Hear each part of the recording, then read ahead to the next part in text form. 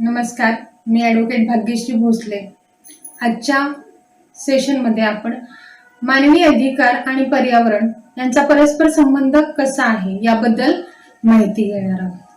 तर हे पाहत असताना आपण राष्ट्रीय पातळीवर ज्या वेगवेगळ्या तरतुदी आहेत पर्यावरणाच्या संरक्षणासाठी तर त्या आपण बघणार आहोत आणि त्याच्यानंतर आंतरराष्ट्रीय पातळीवर देखील कोणकोणत्या तरतुदी आहेत याबद्दल आपण माहिती घेणार आहोत। सर्वप्रथम आपण बघूयात की भारतीय राज्यघटनेमध्ये काय तरतुदी आहेत या पर्यावरणाच्या संरक्षणाबाबत। तर कलम 21 किंवा अनुच्छेद 21 मध्ये असं स्पष्टपणे सांगितलेले आहे की मानवी जीविताचा जो हक्क आहे तर त्याच्यामध्ये उत्तम जीवन जगण्याचा हक्क आणि पर्यावरण यांचा निकटचा संबंध आहे असं कलम 21 मध्ये स्पष्ट करण्यात आलेलं आहे।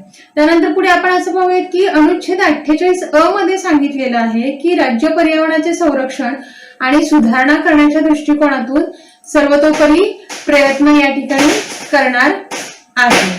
त्यानंतर या अनुच्छेदाद्वारे पर्यावरणाचे संरक्षण आणि संवर्धन करण्याची आणि देशातील वनांचे व वन्यजीवांचे संरक्षण करण्याची सर्वतोपरी जबाबदारी सरकारवर म्हणजे शासनावर टाकलेली आहे। त्याच्यानंतर जर समजा आपण कलम 51 अ भारतीय राज्यघटना पाहिलं तर असं लक्षात येते की वने, सरोवरे, नद्या व वन्यजीवन यासह नैसर्गिक पर्यावरणाचे संरक्षण व सुधारणा करण्याची आणि प्रत्येक सजीव प्राण्यावर दयाबुद्धी दाखवणे हे देशातील सर्व नागरिकांचे कर्तव्य आहे। या अनुच्छेदाद्वारे संविधानाने नैसर्गिक पर्यावरणाचे व त्यातील घटकांचे संरक्षण करण्याचे व सुधारणा करण्याचे कर्तव्य हे नागरिकांवर टाकलेले आहे। त्यानंतर आपल्या भारतामध्ये पर्यावरणाच्या संरक्षणासाठी अस्तित्वात असणारे जे विविध कायदे आहेत तर त्याबद्दल आपण थोडक्यात माहिती घेऊयात की पर्यावरण संरक्षण अधिनियम आहे 1986 सालचा, जलप्रदूषण अधिनियम आहे 1974, वायू प्रदूषण अधिनियम 1981, वन संरक्षण अधिनियम इत्यादी कायद्यामुळे पर्यावरण विषयक ना हरकत प्रमाणपत्राशिवाय कोणताही उद्योग सुरू करणे किंवा एखाद्या अस्तित्वात असणाऱ्या उद्योगाचा विस्तार करणे शक्य नाही। या कायद्यामुळे धोकादायक कचरा टाकणे किंवा त्याची विल्हेवाट लावणे या संदर्भात तसेच किनारी क्षेत्र, वनच्छादित क्षेत्र यांचा विकास करण्याबाबत नियमन करण्यात आलेले आहे। तर या ठिकाणी आपण बघूयात की सर्वोच्च न्यायालयाचे काही न्याय निर्णय आहेत की ज्याच्यामुळे मानवी हक्क आणि पर्यावरण यांचा निकटचा संबंध आहे याला पुष्टी मिळते। तर दामोदरराव विरुद्ध म्युनिसिपल कॉर्पोरेशन हे अतिशय महत्त्वाचं प्रकरण आहे पर्यावरणाचे संरक्षण आणि मानवी हक्क यांचा संबंध दर्शविणारे। स्वच्छ व आरोग्यदायी पर्यावरणाच्या अभावी मानवी हक्क निरर्थक आहे असा निर्णय या प्रकरणामध्ये सर्वोच्च न्यायालयाने दिला। या प्रकरणी अनुच्छेद 21 खाली प्रदान केलेल्या जीवन व वैयक्तिक स्वातंत्र्याचा हक्क विस्तारित केला आणि त्या जीवन या संज्ञेमध्ये व्यक्तीला त्याचे जीवन आरामदायीपणे उपभोगता येईल अशा शर्तींची पूर्तता करणे यांचा देखील समावेश करण्यात आला। तर त्याच्यानंतर आपण पाहूयात की दून खोरे प्रकरण काय आहे। तर या प्रकरणामध्ये देखील स्वच्छ व आरोग्यदायी पर्यावरणाच्या हक्कास मूलभूत हक्क मानले गेले आहे व त्यास अनुच्छेद 21 मध्ये समाविष्ट करण्यात आलेले आहे। त्यानंतर प्रसिद्ध असं ओलियम गॅस गळती प्रकरण जे आहे तर त्याच्यामध्ये असं सांगितलेलं आहे सुप्रीम कोर्टाने की लोकांच्या स्वच्छ आरोग्यदायी जीवन जगण्याचा व सुरक्षित पर्यावरणासाठी लोकांच्या हक्कांचे जे संरक्षण करण्यासाठी धोकादायक उद्योगांवर निर्बंध लादण्याचा सरकारचा अधिकार असल्याचा सर्वोच्च न्यायालयाने निर्णय दिला आणि अशा हक्कांना अनुच्छेद 21च्या कक्षेत आणले। कोळशाच्या साहाय्याने कारखाने चालवणे पर्यावरणाच्या दृष्टीने हितकारक आहे हे सिद्ध करण्याची जबाबदारी उद्योगांवर आहे। तसेच सीआरझेड मधील उद्योगांनी कोळशाचा वापर केल्याने निर्माण झालेले धुरांचे जे उत्सर्जन आहे हवेमध्ये असलेले प्रमुख प्रदूषणकारी घटक हे सिद्ध करण्याची जबाबदारी उद्योगांचीच आहे असा निर्णय MC मेहता विरुद्ध भारत सरकार या प्रकरणामध्ये न्यायालयाने दिलेला आहे। त्यानंतर पुढे पाहूयात की पर्यावरण संरक्षण अधिनियम 1986 अन्वये स्थापन केलेल्या पर्यावरण प्राधिकरणास परिस्थितिकी घटक, सागरी क्षेत्र, सागर किनारे, त्याच्यानंतर जल आघाडी आणि त्याचबरोबर इतर जे सागरी क्षेत्र आहे तर या सर्वांविषयक परिस्थिती हाताळण्यासाठी आवश्यक ते अधिकार सरकारला असण्याचा निर्णय न्यायालयाने दिला। तर मानवी पर्यावरणावरील संयुक्त राष्ट्र संघाचा जो स्टॉकहोम जाहीरनामा आहे तर त्याबद्दल आता आपण थोडक्यामध्ये माहिती घेऊया. तर या जाहीरनाम्याद्वारे हा अतिशय प्रसिद्ध असा जाहीरनामा आहे मानवी हक्कांचं संरक्षण. आणि हे मानवी हक्कांचं संरक्षण करत असताना आरोग्यदायी पर्यावरण त्याला लाभलं पाहिजे याचा वारंवार उल्लेख केला जातो. आणि सर्वप्रथम आंतरराष्ट्रीय पातळीवर स्टॉकहोम जो जाहीरनामा आहे तर त्याच्यामध्ये याबद्दलच्या तरतुदी समाविष्ट करण्यात आल्या. यामध्ये असं सांगण्यात आलं की हवा, पाणी, जमीन, सर्व सजीव सृष्टी व नैसर्गिक परिस्थितीच्या पद्धतीचे प्रातिनिधिक नमुने यासह पृथ्वीच्या नैसर्गिक साधन संपत्तीचे विद्यमान व भावी पिढीसाठी संरक्षण करणे हे आवश्यक आहे. म्हणून आर्थिक विकासाच्या नियोजनांमध्ये वन्य जीव प्राण्यांसह नैसर्गिक साधन संपत्तीला सर्वोच्च महत्व दिले गेले पाहिजे असं स्टॉकहोम जाहीरनाम्यामध्ये सांगण्यात आलं. या विषयावर 7 जून 1972 मध्ये स्टॉकहोम येथे ही परिषद भरली होती. त्यानंतर आपण पाहूयात की पुढे जे शाश्वत विकास ही जी काही संकल्पना आहे तर त्याचा आणि पर्यावरणाचा कशा पद्धतीने संबंध आहे. तर शाश्वत विकास याचा अर्थ असा आहे की पर्यावरणास हानी न पोहोचवता व भावी पिढीसाठी समस्या निर्माण न करता किंवा जगाच्या अन्य भागातील लोकांकडे समस्या हस्तांतरित न करता प्रत्येकाच्या जीवनाचा दर्जा सुधारण्यासाठी विकासाचे मार्ग शोधणे असा होय. या व्याख्येवरून शाश्वत विकासाचे पुढे 2 पैलू आहेत. एक म्हणजे आर्थिक विकास आणि दुसरं म्हणजे जगातील नैसर्गिक साधन संपत्तीचा वापर करणे. आर्थिक विकास करत असताना साधन संपत्तीचा तारतम्याने वापर करणे आवश्यक आहे आणि त्याला शाश्वत विकास असे म्हणतात. तर ब्रॅडलंडच्या मते शाश्वत विकास याचा अर्थ आपल्या गरजा भागविताना भावी पिढीला तडजोड करावी लागणार नाही अशा प्रकारे सध्याची गरज भागवणे असा आहे. पर्यावरणास हानी करून व नैसर्गिक साधन संपत्तीचा बेसुमार व अविवेकी वापर करून शाश्वत विकास साध्य होणार नाही. म्हणून शाश्वत विकासामध्ये देखील पर्यावरण व नैसर्गिक साधन संपत्ती यांच्या संरक्षणास व संवर्धनास महत्वाचे स्थान आहे. शाश्वत विकास हे तत्व खूप महत्वाचे असून ते पर्यावरणाच्या संबंधीतील आंतरराष्ट्रीय सक्रियतेतून उदयास आलेले आहे. पर्यावरण विषयक कायद्यामध्ये शाश्वत विकास हे महत्वाचे आहे कारण मानवी जीवनाच्या अस्तित्वासाठी व विविध गरजा भागवण्यासाठी तसेच आर्थिक विकासासाठी नैसर्गिक साधन संपत्तीचा वापर करणे क्रमप्राप्त आहे. परंतु असा वापर करत असताना पर्यावरणास बाधा पोहोचणार नाही व नैसर्गिक साधन संपत्तीचा बेसुमार वापर केला जाणार नाही या दृष्टीने त्यामध्ये योग्य समतोल राखण्याची गरज आहे. अन्यथा पर्यावरण प्रदूषण व त्यामुळे होणारे धोके आणि भावी पिढीच्या गरजा भागवण्यासाठी नैसर्गिक साधन संपत्तीचा तुटवडा होईल. 1971 मध्ये जागतिक संवर्धन संघाने त्यालाच वर्ल्ड कन्झर्वेशन युनियन असं म्हणतात की शाश्वतता याची व्याख्या जे अनिश्चितता राखू शकेल असे वैशिष्ट्य किंवा स्थिती होय किंवा विकास याचा अर्थ मानवी गरजा भागवण्यासाठी व मानवी जीवनाचा दर्जा वाढवण्यासाठी क्षमता असा सांगितलंय. दुसऱ्या शब्दात जर सांगायचे म्हटलं तर विकास आणि पर्यावरण यामुळे कोणालाही बाधा होणार नाही, त्यांच्यामध्ये योग्य समतोल राखला जाईल.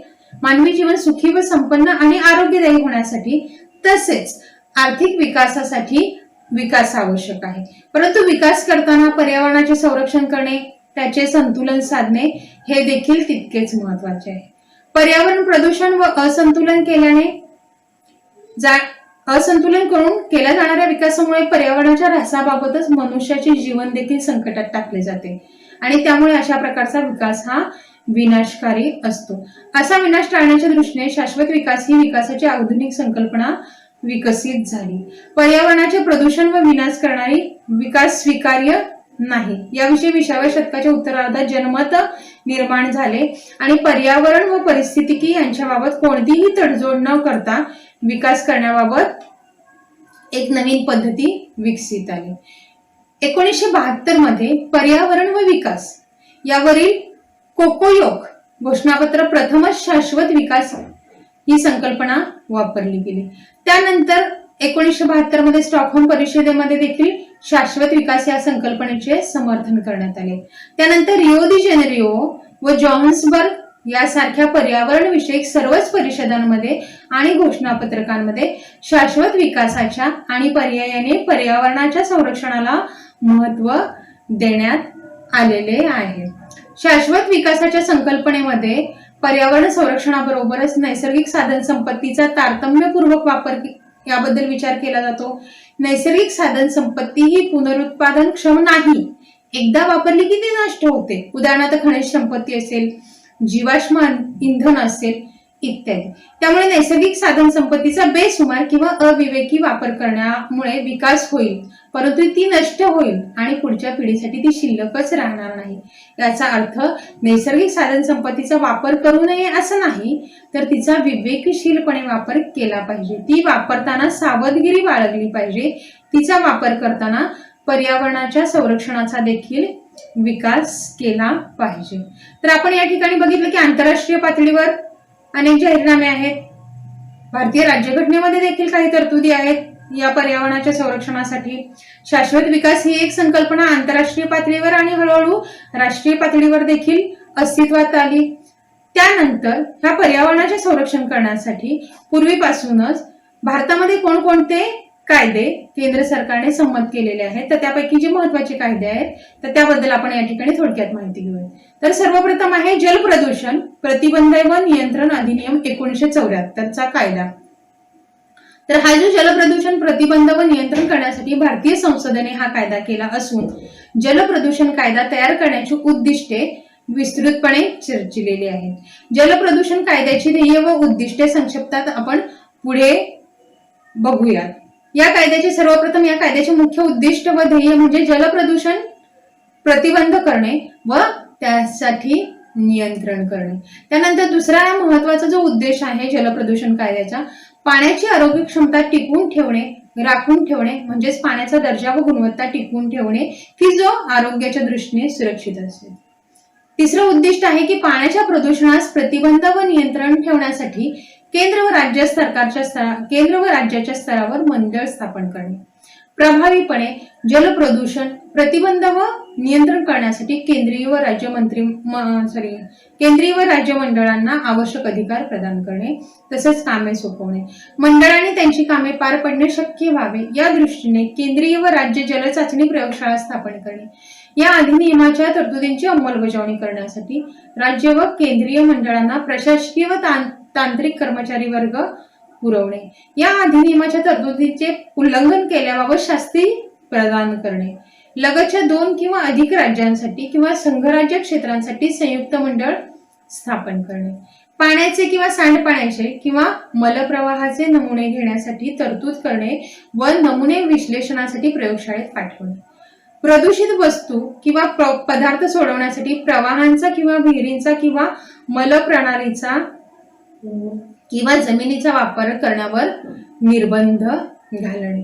जलप्रदूषण प्रतिबंध व नियंत्रण अधिनियम 1974च्या उद्दिष्टांच्या संदर्भात आंध्र प्रदेश प्रदूषण मंडळ विरुद्ध MV नायडू या प्रकरणी सर्वोच्च न्यायालयाने असे प्रतिपादन केले आहे की भारतातील सर्व नागरिकांना पिण्याचे स्वच्छ पाणी पुरवणे हे या अधिनियमाचे मूलभूत वैशिष्ट्य आहे.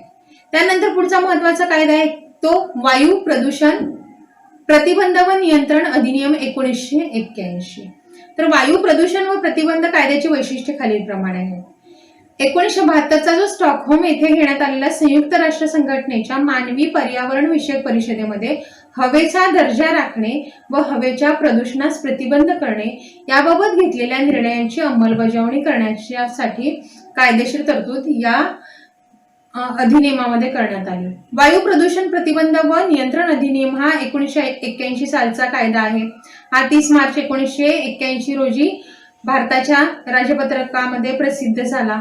वायू प्रदूषण प्रतिबंध व नियंत्रण करण्यासाठी संसदेमध्ये केलेला वायू प्रदूषण प्रतिबंध व नियंत्रण अधिनियम 1981 हा 16 मे 1981 पासून संपूर्ण भारतामध्ये लागू करण्यात आलेला आहे.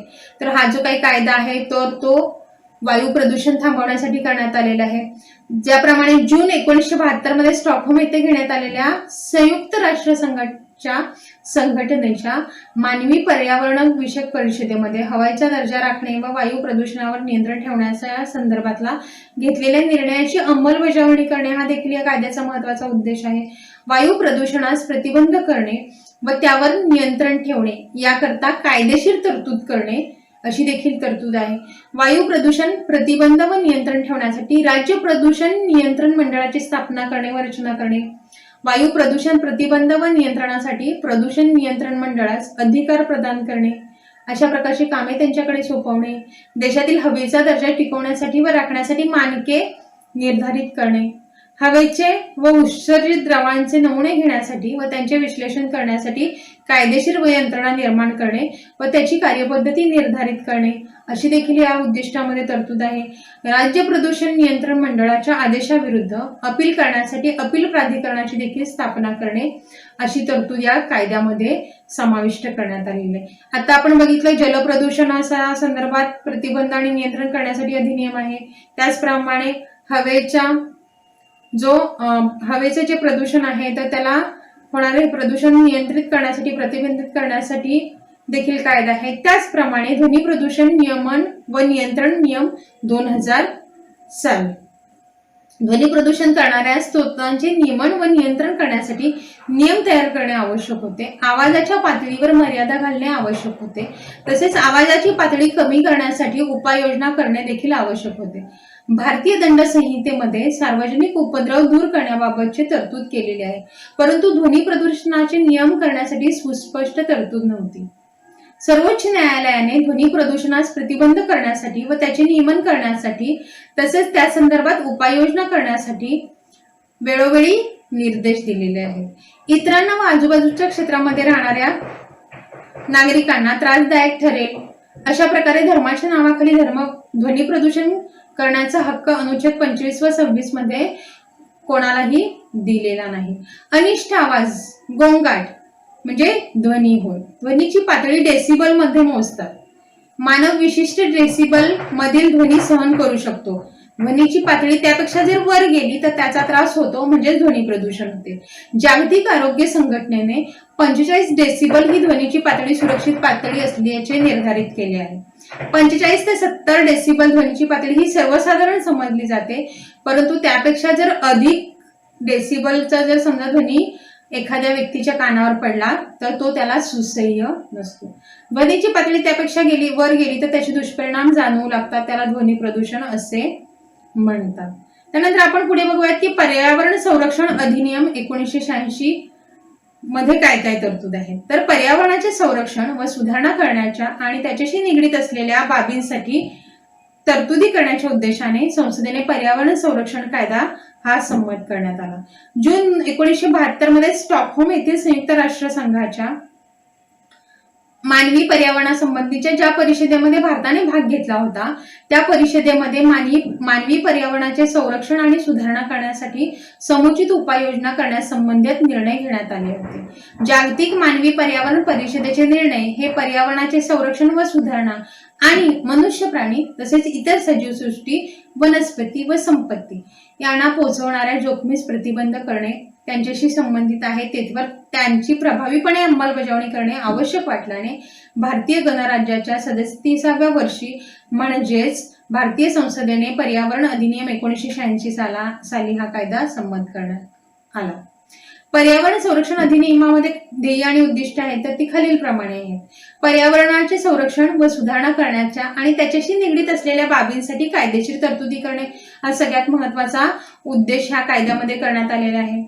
जून 1972 मध्ये स्टॉकहोम येथे घेण्यात आलेल्या युनोच्या मानवी पर्यावरणविषयक परिषदेमध्ये घेतलेल्या निर्णयाची अंमलबजावणी करणे, पर्यावरण संरक्षण विषयक सर्वसमावेशक अशा उपाययोजना करणे, पर्यावरणाचा आणि त्याच्यावर परिणाम करणाऱ्या सर्व प्रकारच्या घटकांचा, पदार्थांचा व इतर घटकांचा विचार करून पर्यावरण व मानवी आरोग्य यांना पूरक अशा उपाययोजना करण्याची देखील तरतूद या ठिकाणी पर्यावरण संरक्षण कायद्यामध्ये करण्यात आलेली आहे.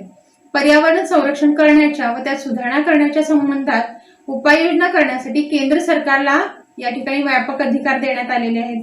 कोणतेही व्यक्तीस निर्देश देण्याच्या अधिकारासह केंद्र सरकारच्या अधिकाराचा वापर करण्यासाठी व त्यांची कामे करण्यासाठी पर्यावरण प्राधिकरणाची निर्मिती करण्याची तरतूद या कायद्यामध्ये करण्यात आलेली आहे.